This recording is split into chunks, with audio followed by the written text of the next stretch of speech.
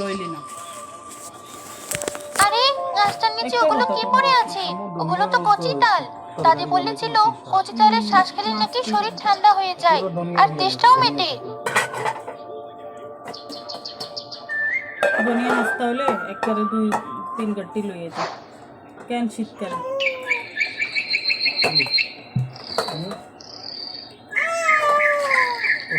আমি তো বারবার আরে দিয়ে লোকে ফিরে এই নিন কাকা, আপনারটা হয়ে গেছে। যেমন বলেছিলেন, ঝাল কম তেল বেশি। আগুলিল্লা রইয়ান বানাইছি এত কষ্ট করি, আগুলিও খাইলো না। ওহ, এই তো ও বাড়ি এই গেছিল, গন্ধটার খাবার জন্যই তো খাবার রোজ খাবার। বিকেলে ছুটে আসি রতন। তোমার হাতের কথা মুড়ি কোনো না না। খেলে দিনটাই যেন অপূর্ণ থেকে যায়।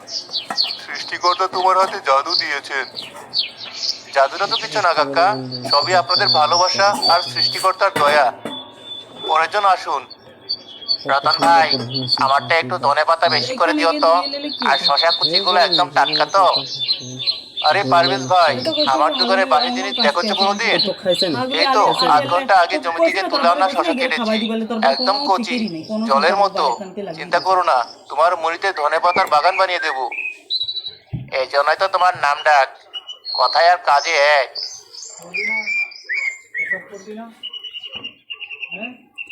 ও রতন ভাই, আর কতক্ষণ? আমার ট্রেন ধরার তাড়া আছে। তোমার মুড়িটা নিয়ে গেলে বাড়ির বউ যে মুখ ভার করে থাকবে।